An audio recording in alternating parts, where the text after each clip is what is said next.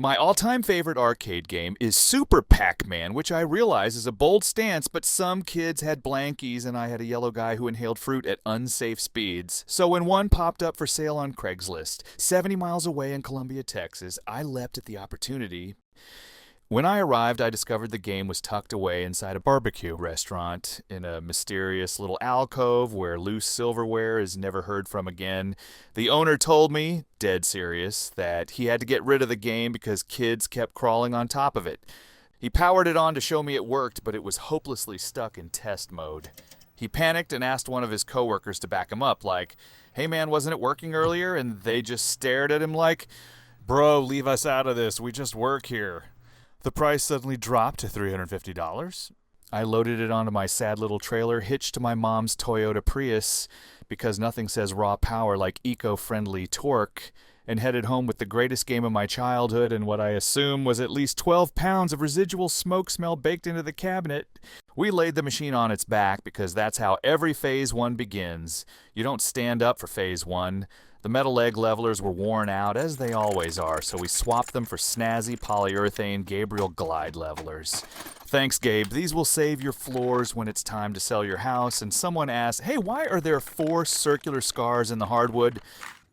While cleaning today, we'll use Simple Green and a magic eraser, which is like using super bougie sandpaper. We clean off the top of the cabinet since it's like right there. Once done, I lift with my legs and not my back because that's what Uncle Rico always tells me to do during our training sessions. As we make our way up the cabinet, we notice the power cord has been zip-tied like it witnessed something at a Chuck E. Cheese and was about to testify. So we do what any decent person would. We release it from custody using our wire cutters like we're defusing a very nostalgic bomb. Now we've got access to the back door, which is being kept closed with a set of screws that are, let's just say, not factory original. The old back door lock is half there and fully useless. So we give it a respectful send-off over the Rainbow Bridge where it can join your childhood hamster and confuse the afterlife out of him. Luckily, I've got a stash of replacement locks with keys that actually match because we're not animals. We're making this lock hole great again. Because you know what's sadder than a broken lock? A lock hole that flinches every time someone jiggles a key. Next, we grab a splitter and power cord so we can plug in our trusty IKEA lamp, the one that used to live in the guest room but now only shows up for crime scene lighting inside dusty arcade cabinets. And as always, our fears are confirmed. It's a full horror exhibit in there. So we call in our Dyson handheld vacuum, which doesn't flinch at spiders, cobwebs, or the concept of regret. We reseat all the harness connectors just in case they were trying to flee back to the barbecue joint. Powering it on isn't a risk exactly, or it's more of a gamble, like, yes, the machine won't explode, but will it work? And the answer is, no, we're still stuck in test mode. Well, at least things are consistent. That's nice. Maybe it'll change. Is it going to change? No? It's just going to sit there? No? Okay, let's move on. Our next gambit is to press down on every socketed chip on the game board. Over time, the chips may either lose good connectivity or they start slipping out of sockets like they just don't care anymore. Along with reseating harnesses, this is an easy way of fixing a game that isn't truly broken, just kind of loose. It's the equivalent of jiggling the printer cable. The game works! The attract sequence is calling our name, folks! Yeah, I figured it was either something simple or the machine sabotaged itself so it could escape the climbing children. The game isn't on free play, so we pop open the coin door and click in a few credits. 1 click, 2 clicks, 3, and the credit sound just keeps going like it's trying to win an award. We glance up at the screen and discover someone decided that 1 quarter should be worth 7 credits. 7! That's not a coin slot, that's a Groupon. Don't worry, we'll restore balance to the universe and bring it back to the glory days when 1 quarter got you exactly 1 shot at greatness and heartbreak. Luckily, the settings for correcting this historical travesty are easily accessed inside the machine. We flip 1 dip switch ever so gently, power on, coin up, and now we have thus returned to the golden age of 1 quarter, 1 credit. Hey everybody, Bob Zarzadeck here, full-time control panel expert, part-time technician, and proud guest host of this here segment, courtesy of the fine people at Spacetime Junction. Now, when it comes to cleaning up arcade artwork, I stick with a tried and true combo, Simple Green and a magic eraser. It's like soap and a cloud had a baby that's in love with your cabinet. I recommend circular motions, and feel free to get up inside the cracks of the buttons in the joystick. Now, don't worry, they won't bite, unless you have a hyena inside of the cabinet, in which case you should, remove that hyena before you start cleaning. Now, hey, if you've never played this game before, let me give you a pro tip, okay? There's a button labeled Super Speed, and brother, that thing is not a suggestion. Just hold it down like you're getting money for doing it. I thought about taping it down, but duct tape on a control panel, that's a one-way ticket to Sticky Town, population regret. Besides, it builds character and forearm strength. 2 birds, 1 button. Oh, and heads up, this cleaning cocktail works wonders on the kick plate too. But be gentle.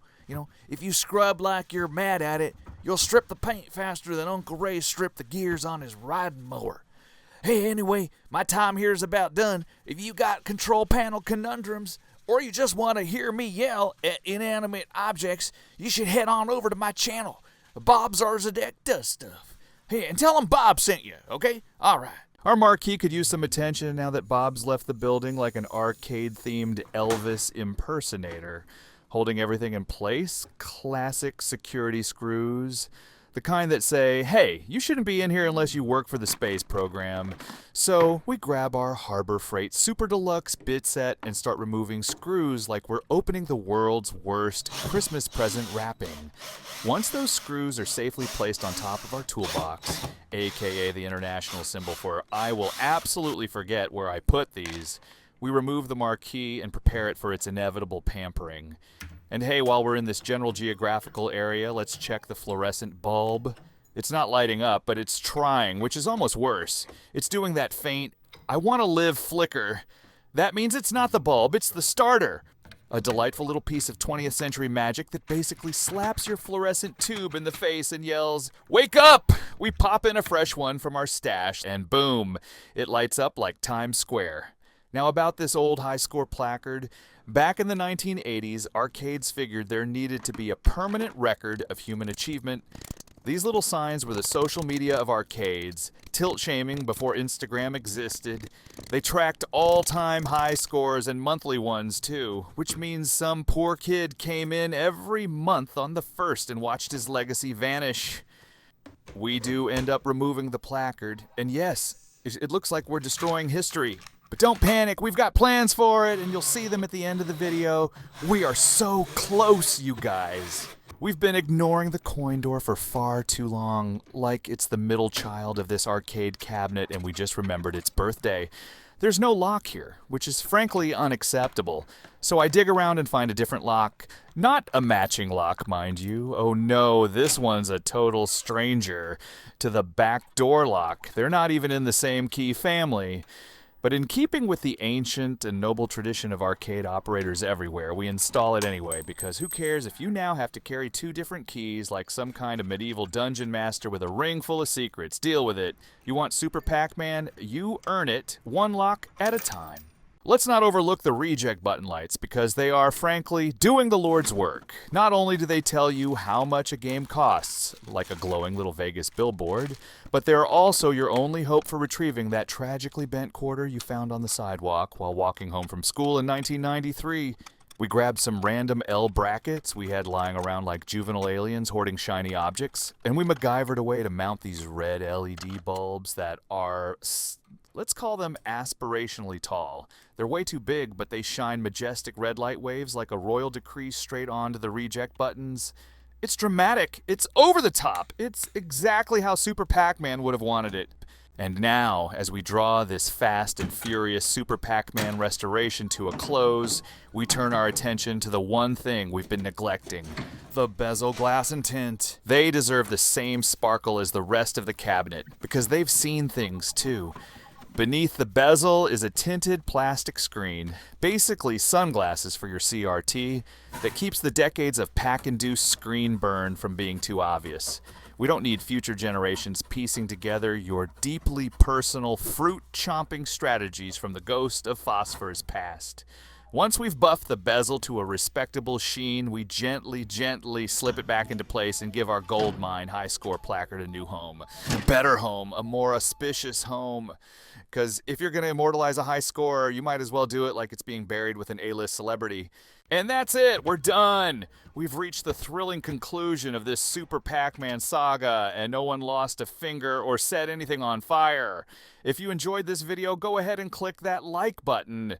If you really liked it, like, this guy may need a hobby that doesn't involve arcade machines, but I'm still here for it. Liked it, then hit subscribe. And if you really, really, really liked it, there's a tiny digital bell just waiting for you to aggressively click it. Thanks for stopping by for my Pac Talk. Woot!